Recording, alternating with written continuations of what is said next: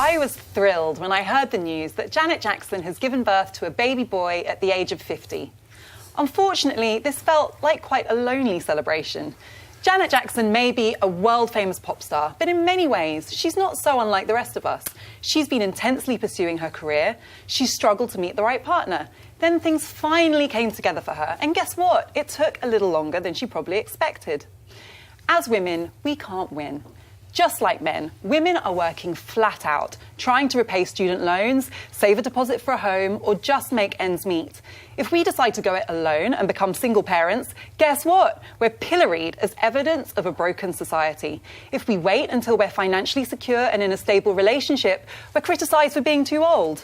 None of the outrage channeled at Jackson seemed to be hurled in Mick Jagger's direction, however, even though he just had a child in his 70s with a woman almost 20 years younger than his oldest child.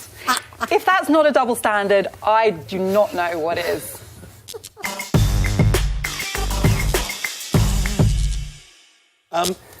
Get ready for this. Broadly speaking, I'm in total agreement with you. Wow. Lie down. What are you doing? You must have got something seriously wrong. I know, I'm worried now. What did I just say? I think it's great. The one thing I just want to get your view on, I think the world's oldest mum, that can be verified, is a Spanish woman who, with the aid of IVF, and this is what I want to get you on, had children at age 66 using IVF.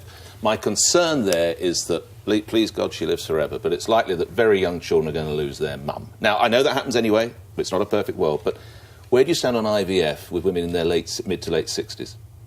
I mean, that's not the norm. No, it's not the norm. I know. So, and I guess it's not the norm for a reason. I think most women in their 60s probably don't fancy having an infant, to be fair. No. You know, I mean, speaking of the ones I know. So sure. I think that it's never good to kind of make general rules based on exceptional cases. You know, both as a woman who wants to have a child that age is so unusual, and a system that would allow that to happen is pretty unusual. But I think it's very difficult, you know, and as a mother myself, it's very difficult to police other people's decisions about having children. It's not right. It's very difficult to police that. Is it? Just people are living longer than ever, Nick. Not right, though, so you don't know how long she's going to live. Not right, though, is it? I know how long she's going to live. I know how long she's going to live because she's already died. Oh. No, that's someone else, I think. The one that you're talking about, I think, the one that had IVF treatment at age 66. Yeah, she does. She sadly passed away 3 months after giving birth, and the only reason that she got the IVF, by the way, was because she didn't necessarily tell the truth about her age. She told the clinic that she was 55. Right. Sorry to put a dampener on that conversation. As I said, unusual case. But the use of IVF, which is fantastic, which is usually marvellous, the case for an older absolutely mother. Marvellous. There is, of course, a cost implication with this.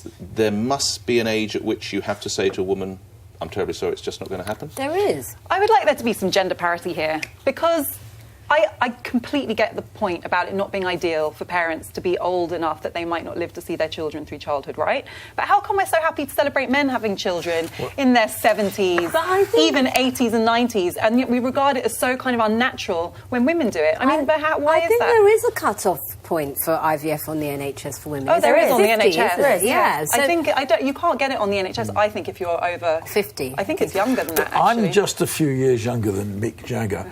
And I can't think of a worse experience at this age than to have another baby. But now I presume Mick won't have that problem, because I'm not sure he lives with the mother anyway, and I presume there'll be all sorts of support and the rest of it. But I think the real thing about older parents is it's tough having children.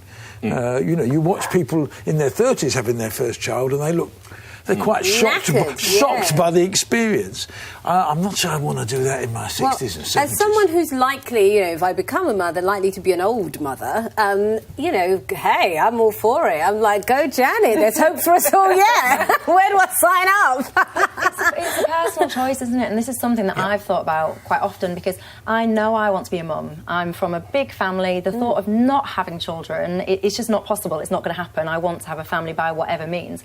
But the reality is, you know, for love nor money, unfortunately, I cannot seem to find a relationship and stay in a relationship. So I'm single and I'm getting older and older and older. I'm not trying to hit on you or anything, don't worry.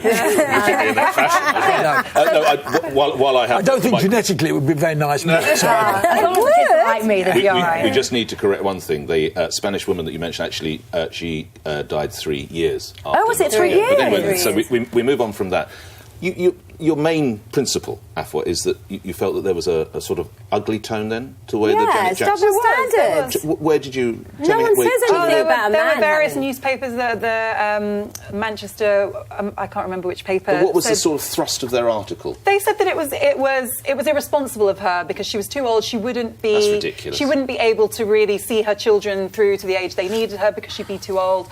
Another paper said that they felt that it was a step too far and it was kind of unnatural, and I can see where they're coming from in the sense that obviously for me the biological optimum for us to be having children is probably about 18, really. That's when we're... Not emotionally, though. No, but I'm just talking these are biological arguments. Yeah. No one's saying that emotionally, age 50, you're not capable of raising a child. You're probably much better equipped than when you're 20. But, in terms of your fertility, your energy levels, the younger, the better, really. We do not live in a society that makes it remotely practical for most women in their even early 20s to be financially you'll be a great mum prepared for having children. No, she will be. The life experience. She'll be a stunning I can't imagine anything better. Do you think this matters? So if you're saying that people looked at Janet Jackson and said, oh, whatever, do you think she cares? Well, I think it's not nice. I don't think Janet Jackson... We've got a clip of Janet, and actually I want you to see the way she explained what she was doing. We're in the second leg of the tour, and there actually has been a sudden change. I thought it was important that you be the first to know. My husband and I are planning our family, so I'm going to have to delay the tour. Please, if you can try and understand that it's important that I do this now.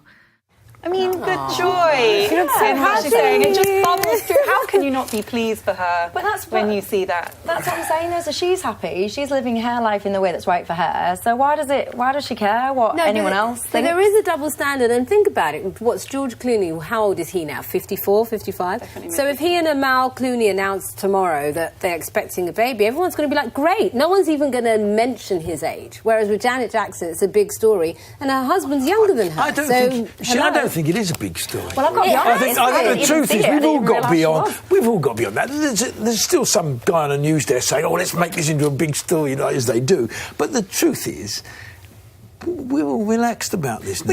The world changed. You say that, and I mean this isn't a discussion about IVF, but there are quite stringent cut-off points for IVF on the NHS, and a lot of people think that the state shouldn't be supporting older women to have children. Now, the two of you, what you've described as your experience is not at all unusual. It takes us longer as women to sort out our careers, to be in a position where we can take time off work, to have the right partner. And we're often in our late 30s or 40s by the time that happens. What are we supposed to do? Greg and I can't